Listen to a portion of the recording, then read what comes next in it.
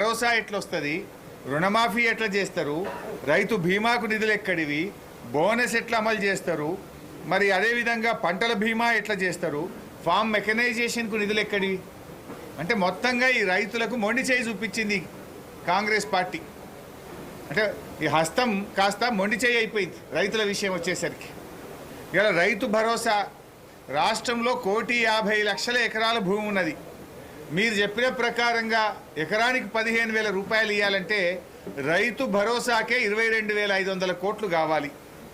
రుణమాఫీ ఆ రోజు మీరేం చెప్పారు, డిసెంబర్ 9వ తేదీననే 2 లక్షల రూపాయలు రుణమాఫీ చేస్తామని రైతులకు నమ్మించే ప్రయత్నం చేసినారు.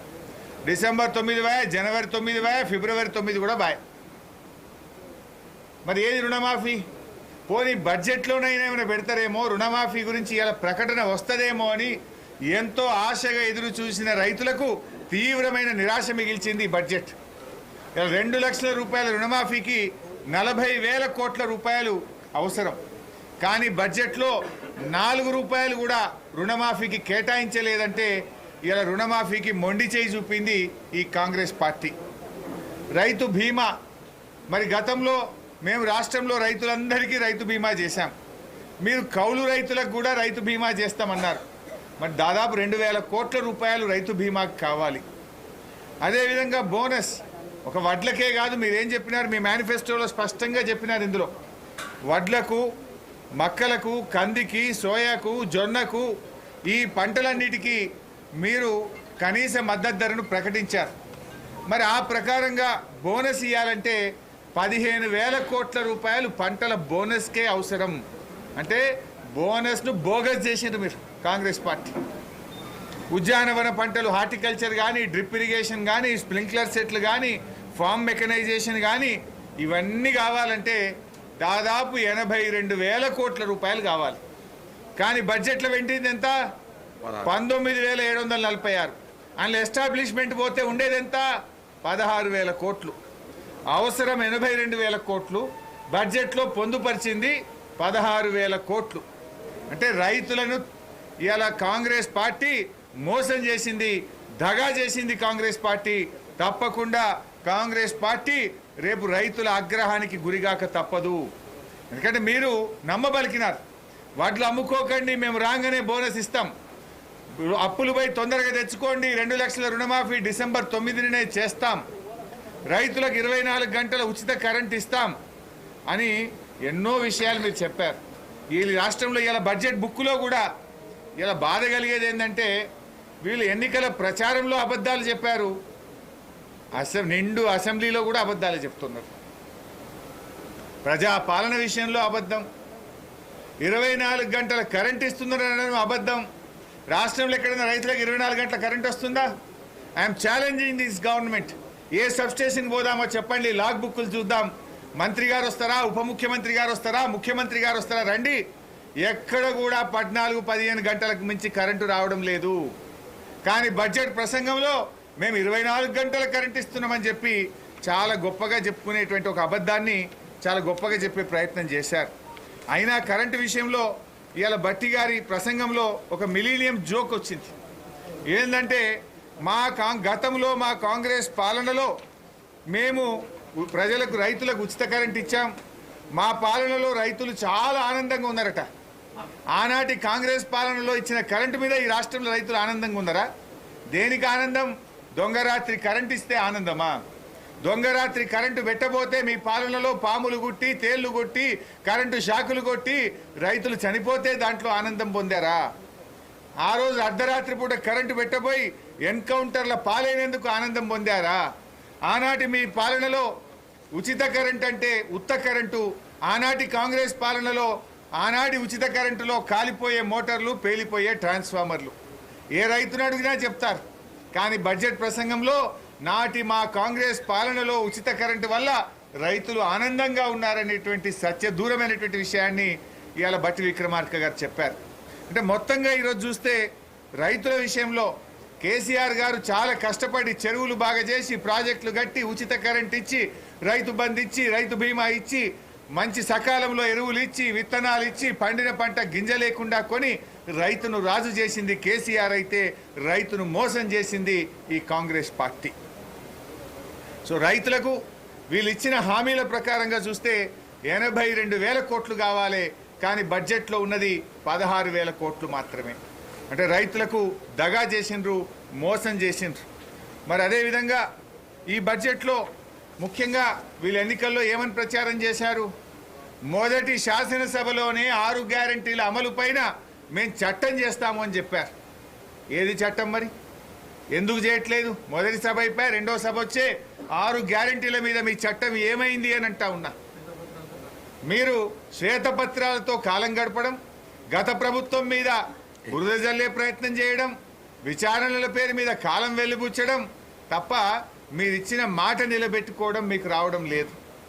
ఆ రోజు మీరు ఊర్లలో పోయి ప్రజలకు మీరు నోటరీలు ఇచ్చినారు, బాండ్ పేపర్లు పంచినారు, మమ్మల్ని నమ్మండి అని బాండ్ పేపర్లు పంచారు. 2 లక్షల రుణమాఫీ డిసెంబర్ 9వ తారీఖే చేస్తామన్నారు. 15,000 రైతు బంధు అన్నారు, బోనస్ అన్నారు, 24 గంటల కరెంట్ అని ప్రజల్ని నమ్మించడానికి బాండ్ పేపర్లు పంచిన కాంగ్రెస్ పార్టీ ఇవాళ బడ్జెట్లో తేలిపోయింది. రైతులకు దగా చేసిండ్రు, ప్రజల్ని మోసం చేసిండ్రు. అసలు బడ్జెట్ ప్రసంగంలో ఎక్కడన్నా 100 రోజుల ప్రస్తావన ఉందండి? ఆల్రెడీ 60 రోజులు దాటిపోయింది, మిగిలింది 37 రోజులు. మరి ఎక్కడన్నా బడ్జెట్లో గౌరవ ఆర్థిక మంత్రి గారు చెప్పిన ప్రసంగంలో 100 రోజుల్లో మేము ఇచ్చిన హామీలు అమలు చేస్తామనే ప్రస్తావన ఎక్కడన్నా ఉన్నదా? అంటే దాన్ని బట్టి ఇప్పుడే కాంగ్రెస్ పార్టీ చేతులు ఎత్తేసింది. 100 రోజుల్లో మేము చేయలేము అని చెప్పకనే బడ్జెట్ ప్రసంగం ద్వారా ఇలా రాష్ట్ర ప్రజలకు చెప్పింది కాంగ్రెస్ పార్టీ. నిజంగా మీరు 100 రోజుల్లో చేసేది ఉంటే చెప్పాలి కదా. ఎందుకు బడ్జెట్ బుక్లో నీ బడ్జెట్ ప్రసంగంలో మేము మా 6 గ్యారంటీలకు 13 హామీలకు కట్టుబడి ఉన్నామనేటువంటి మాట ఎందుకు చెప్పలేదు అని చెప్పి మేము ఈరోజు ప్రశ్నిస్తూ ఉన్నాం. ఇంకొక విషయం, వాళ్ళు పచ్చి అబద్ధాలు మాట్లాడుతుంది కాంగ్రెస్ పార్టీ. ఇవాళ బడ్జెట్లో కూడా ఏమన్నారు? 6 గ్యారంటీల్లో 2 గ్యారంటీలు అమలు చేశారట. చేసిండ్రా? ఇవాళ 6 గ్యారంటీల్లో 13 హామీలు ఉన్నాయి, 13 అంశాలు ఉన్నాయి. ఇవాళ మీరు మహాలక్ష్మి ఇందులో చేసింది ఒక్కటే ఉచిత బస్సు, కానీ ఒక హామీ అమలైందంటారు. అందులో ఏబిసి అంశాలు పెట్టారు మీరు. మొదటిది మహిళలకు 2,500, రెండవది 500 గ్యాస్ సిలిండర్, మూడవది ఉచిత బస్సు.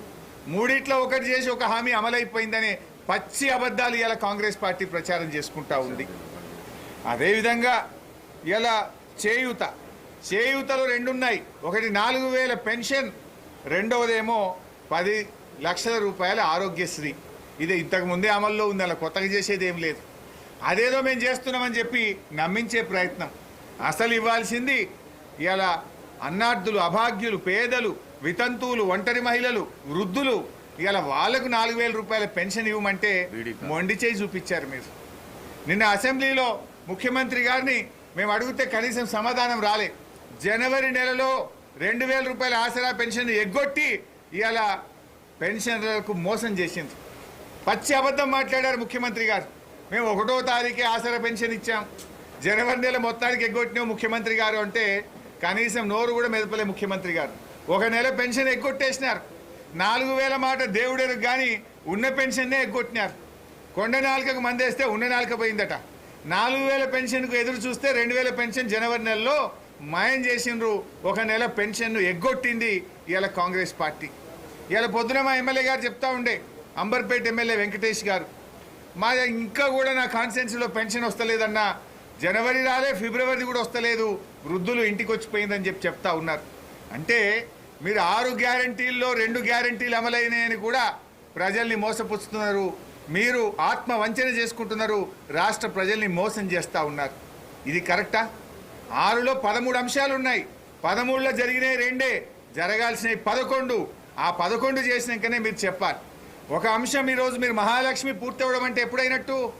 2,500 ఇస్తే, 500లకు సిలిండర్ ఇస్తే, అదేవిధంగా ఉచిత బస్సు 3 అయితేనే ఒక అంశం అయినట్టు. కానీ ఒక హామీ అమలైందని పచ్చి అబద్ధాలను నిండు శాసనసభ సాక్షిగా మాట్లాడి ఇవాళ ప్రజల్ని మోసం చేస్తూ ఉంది కాంగ్రెస్ పార్టీ. ఇకపోతే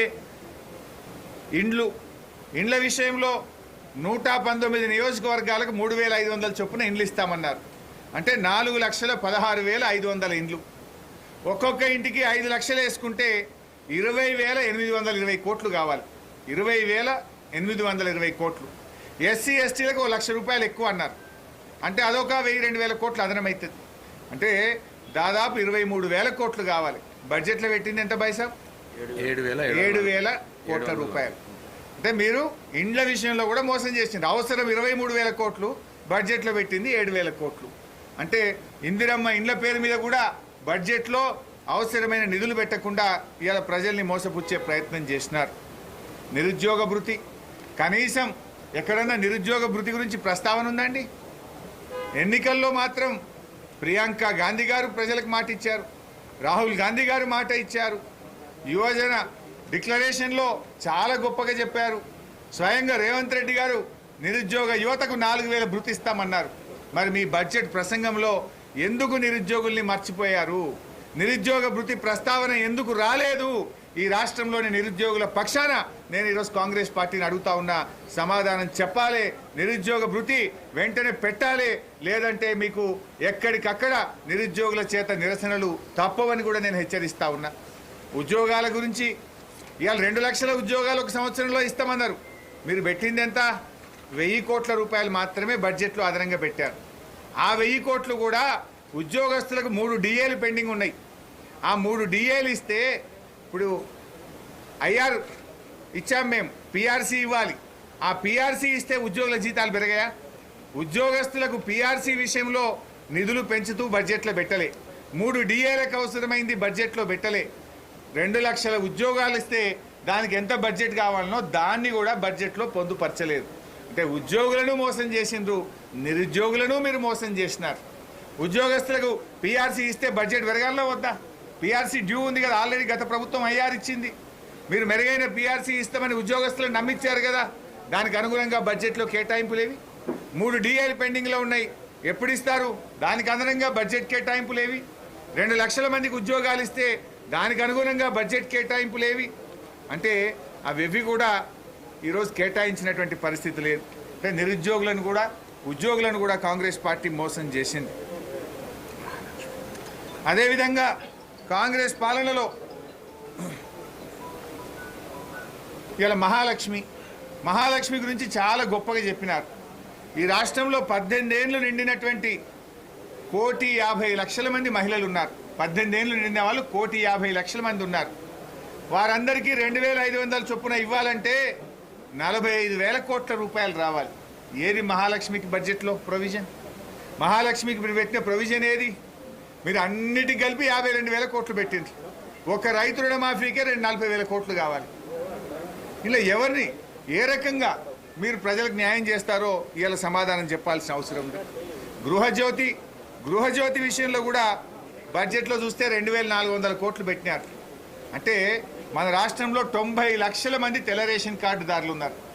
90 లక్షల తెల్ల రేషన్ కార్డుదారులకు 200 యూనిట్లు ఉచితంగా ఇస్తే యూనిట్కు 4 రూపాయలు వేసుకుంటే కూడా 8,000 కోట్లు కావాలి కదా. 8,000 కోట్లు అవసరం ఉంటే మీరు బడ్జెట్లో పెట్టింది ఎంత? 2,400 కోట్లు. అంటే దీన్ని బట్టి కోతలు పెడతారు మీరు.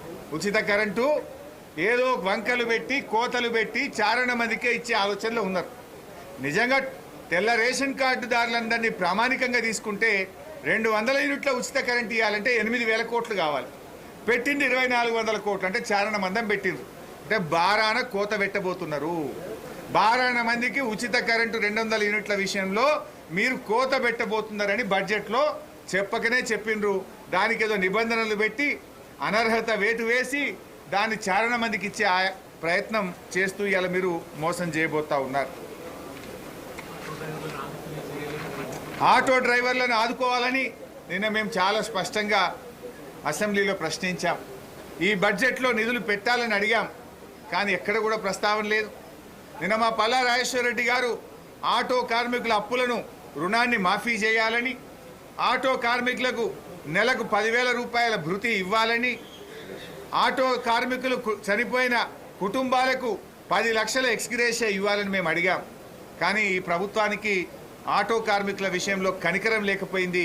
21 మంది ఆటో డ్రైవర్లు ఆత్మహత్య చేసుకున్నా కనీసం చీమ గుట్టినట్టు కూడా ఈ ప్రభుత్వానికి లేదు. ఇప్పటికైనా దీని మీద స్పందించాలని చెప్పి కూడా మేము కోరుతా ఉన్నాం.